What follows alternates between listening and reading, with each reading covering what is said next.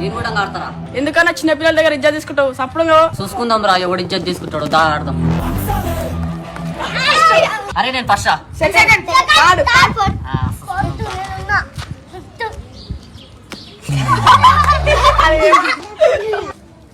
ఇప్పుడు నేను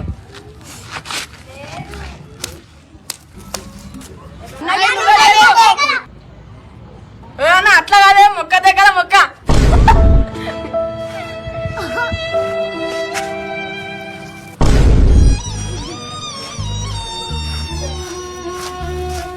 ఇప్పుడు దేకు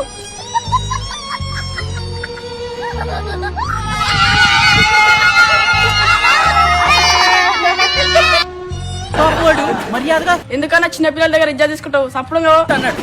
వినొచ్చుగా ఈ పెద్ద మనిషి. చూసుకుందాం రా, ఎవడు ఇజ్జత్ తీసుకుంటాడు. దా ఆడదాం.